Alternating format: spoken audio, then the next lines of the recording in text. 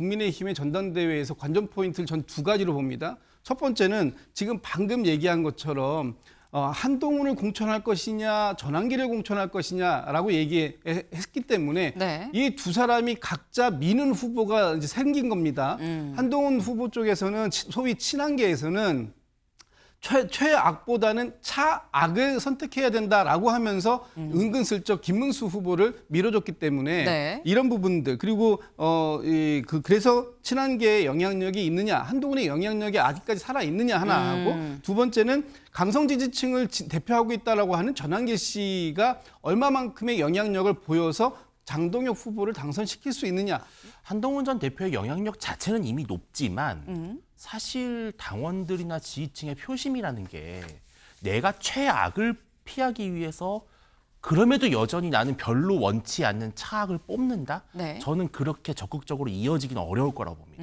보통 투표라고 하는 건 이건 특히 뭐 대선이나 이런 투표가 아니라 정말 적극적인 투표 의지를 가지신 분들이 많이 참여하는 거거든요. 보통 투표율이 50%를 못 넘습니다. 잘.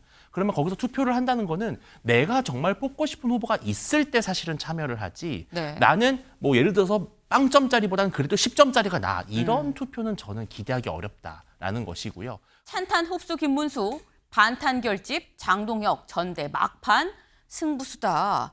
내일이면 국민의힘의 당대표가 누가 될지 정말 결론이 납니다. 이제 정말 딱 하루 남았다라는 거죠. 전대 막판 승부수 어떻게 걸고 있느냐. 지금 두 후보, 김문수 후보는 찬탄을 흡수하기 위해서 장동혁 후보는 반탄이 결집되기 위해서 지금 막판 승부수를 던졌다라는 건데 지난 23일 그제였었죠. 당대표 후보 결선 토론회가 있었습니다. 여기서 두 후보 어떤 얘기를 주고받았는지 직접 들어보시죠.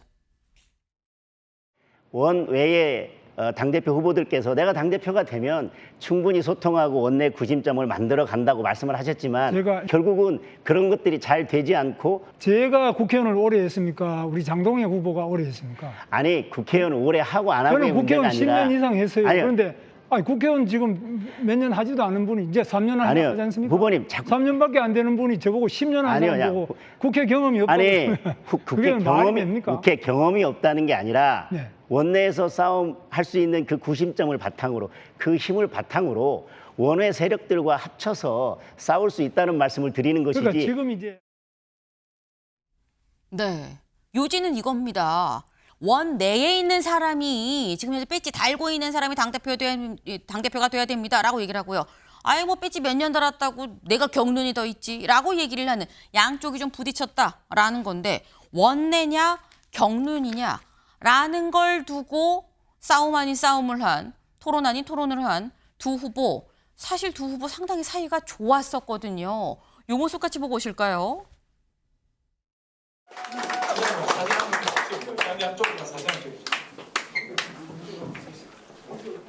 자, 그럼 같이 한번 인사부터 드리겠습니다. 오늘 이런 시간에 와주신 기자 여러분들께 감사를 드립니다. 감사합니다. 그럼 한 말씀 이리 오세요. 총괄 선대본부장을 맡은 장동혁입니다.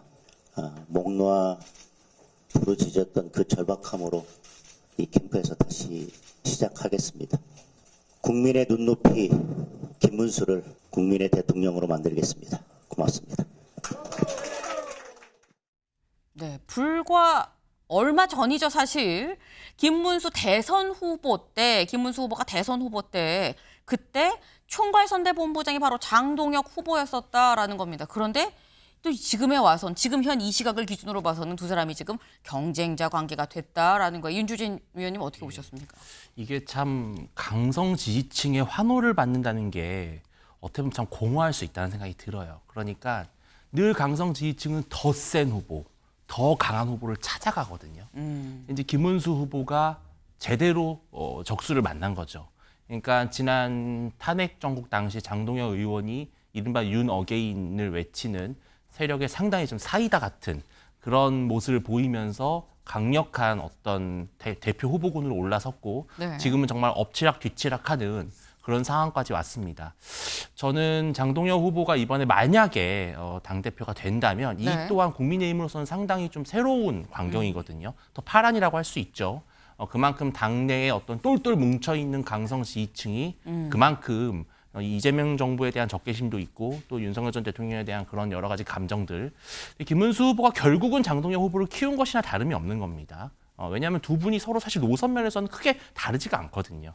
그래서 어떤 결과가 나올지 참 재미있을 것 같고요. 네. 다만 오늘날 와서 두 분이 이렇게 또 경쟁을 하는 것을 보면 정치라는 건 역시 어떤 영원한 동지도 영원한 적도 없는 것 같습니다. 네, 정치란 건 영원한 동지도 영원한 적도 없다라는 이런 얘기가 다시 한번 좀 떠오르는 지금의 전당대회 상황이 아닌가라는 겁니다. 네.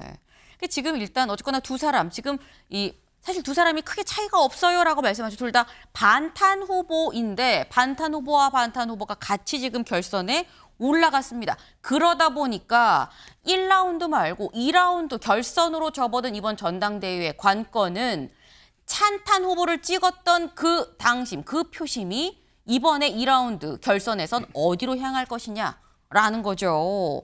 김문수 후보는 결선에 오름과 동시에 바로 안철수 후보랑 점심 약속을 잡았습니다. 그 모습 보고 오실까요? 여기 보시면 한번 봐주세요.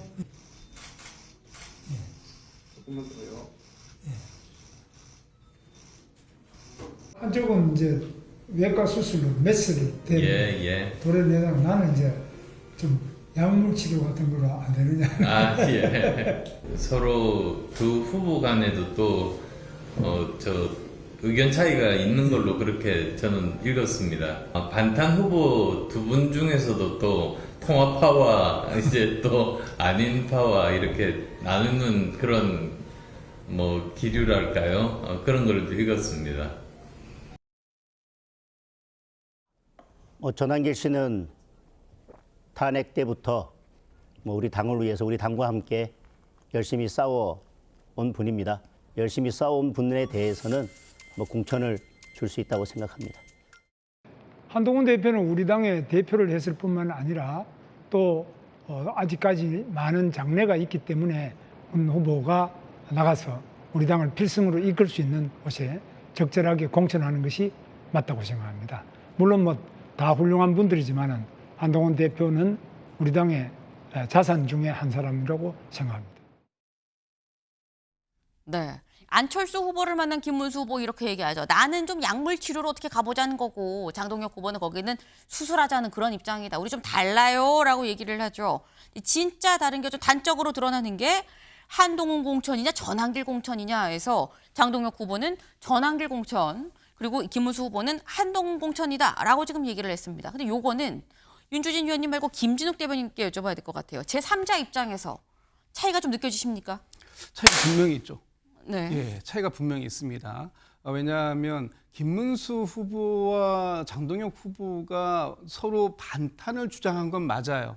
그러나 지금 상황에서는 누가 조금 더 극우 쪽으로 가고 있느냐 하는 네. 경쟁 중에서 사실은 장동혁 후보가 전한길 씨와 손을 꽉 잡는 그런 모습을 보여줌으로써 지금 전한길 씨가 주장하고 있는 윤 어게인의 정통성은 장동혁 후보가 지금 가지고 가고 있다 이렇게 봐도 과언이 아닌데 네. 지금 이번에 그 국민의힘의 전당대회에서 관전 포인트를 전 두 가지로 봅니다. 첫 번째는 지금 방금 얘기한 것처럼 한동훈을 공천할 것이냐 전한길을 공천할 것이냐라고 얘기했기 때문에 네. 이 두 사람이 각자 미는 후보가 이제 생긴 겁니다. 한동훈 후보 쪽에서는 소위 친한계에서는 최악보다는 차악을 선택해야 된다라고 하면서 은근슬쩍 김문수 후보를 밀어줬기 때문에 네. 이런 부분들 그리고 그래서 친한계의 영향력이 있느냐 한동훈의 영향력이 아직까지 살아 있느냐 하나 하고 두 번째는 강성 지지층을 대표하고 있다라고 하는 전한길 씨가 얼마만큼의 영향력을 보여서 장동혁 후보를 당선시킬 수 있느냐 이 두 사람의 당선 누가 당선되느냐에 따라서 그 뒤에 있는 이 한동훈과 전한길의 영향력의 평가 이것도 달라질 수밖에 없는 상황이다 이렇게 평가합니다. 네. 이번 전당대회 사실 키포인트는 당대표 후보들이 아니라 그 밑에 있는 한동훈, 전한길 이 두 사람의 영향력이 얼마나 되느냐가 이번 전당대회를 통해서 드러나지 않겠느냐라고 말씀을 하셨어요. 왜냐하면 한동훈 전 대표 SNS에 이런 글을 올렸거든요. 같이 보실까요? 사랑하고 존경하는 당원 동지 여러분, 민주주의는 최악을 피하기 위한 최선의 제도로 당대표 결선 투표에 적극 투표해서 최악을 피하게 해줘. 최악 피해서 차악을 선택을 해줘. 이런 지금 얘기를 지금 한 겁니다. 근데 차악이라고 한다면 아까 말씀처럼 결국 최악은 장동혁 후보를 얘기를 하는 거고 차악은 김문수 후보를 얘기하는 것 같은데 이렇게 호소를 했을 때 윤주진 위원님, 예. 한동훈 전 대표의 영향이 얼마나 될 거라고 보십니까? 한동훈 전 대표의 영향력 자체는 이미 높지만 사실 당원들이나 지지층의 표심이라는 게 내가 최악을 피하기 위해서 그럼에도 여전히 나는 별로 원치 않는 차악을 뽑는다? 네. 저는 그렇게 적극적으로 이어지기는 어려울 거라고 봅니다. 보통 투표라고 하는 건 이건 특히 뭐 대선이나 이런 투표가 아니라 정말 적극적인 투표 의지를 가지신 분들이 많이 참여하는 거거든요. 보통 투표율이 50%를 못 넘습니다. 잘. 그러면 거기서 투표를 한다는 거는 내가 정말 뽑고 싶은 후보가 있을 때 사실은 참여를 하지. 네. 나는 뭐 예를 들어서 빵점짜리보다는 그래도 10점짜리가 나. 이런 투표는 저는 기대하기 어렵다라는 것이고요. 그리고 사실은 본인이 직접 출마하지 않았는데 특정 후보를 최악으로 평가하고 그게 아니라 차악을 뽑아달라? 이것 자체가 상당히 뭐라면요. 이번 전당대회는 이미 실패한 전당대회라는 걸 전제하는 것이잖아요. 그러면서 어떻게 투표를 해달라고 말할 수 있겠습니까? 이건 너무 좀 소극적인 표현이고요. 그리고 김문수 후보가 막판에 친한계의 표심을 호소하는데 이게 오히려 저는 전통 지지층이나 강성 지지층에서는 오히려 장동혁 후보로 옮겨가는 그런 표심이 될 수도 있기 때문에 이건 정말 전혀 예측 불가한 상황이라고 저는 보입니다. 네. 지금 한동훈 전 대표가 얘기를 했지만 최악이 아닌 차악을 뽑아달라고 했을 때 난 최악이고 차악이고 다 싫은데 무슨 말이야. 내가 굳이 한 표 행사해야 돼? 라고 생각을 할 수도 있다 때문에 한동훈 전 대표의 영향력과는 별개로 따로 이 한동훈 전 대표의 이 얘기에 응해서 그래 차악을 뽑아야지라는 사람들은 적을 수 있다라는 겁니다. 근데 지금 말씀은 아까 이런 말씀하셨죠. 장동혁 후보가 사실 이 강성 지지층 입장에서는 오히려 김문수 후보처럼 뭔가 다 같이 가자라는 이런 내용에도 안 먹힐 거다. 장동혁 후보가 좀 더 셀 수도 있다라고 말씀하셨는데 사실 만약에 찬탄이 김문수 후보를 다 지지한다 그러면은 또 이게 굉장히 달라질 수 있어요. 장동혁 후보는 또 이런 얘기를 했습니다. 유튜브에서 직접 들어보고 오실까요?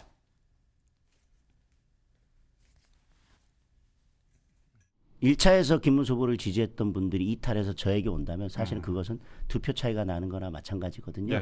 반탄, 그러니까 탄핵을 반대했던 2명의 후보만 결선에 올라왔다는 것은 당심이 거기로 모아졌다는 것인데 지금 갑자기 또 한동훈 전 대표는 공천을 주겠다고 하고 아직 내란 동조 세력이 있다고 이야기하는 조경태 의원도 내가 다 품고 가겠다고 하고 근데 계속 내가 다 녹일 수 있다 그러는데 지금 한 명도 안 녹고 있지 않습니까? 한 명도 지금 이 전대 과정에서 한 명도 녹이지 못하셨는데 어떻게 녹이시겠다는 건지 저는 잘 모르겠어요. 네. 지금 일단 뭐 김문수 후보 이 지지자가 나한테 오면은 나한테 2표가 오는 거나 똑같기 때문에 나 상당히 경쟁력이 있어요. 두고 보세요. 라고 지금 얘기를 하고 있거든요.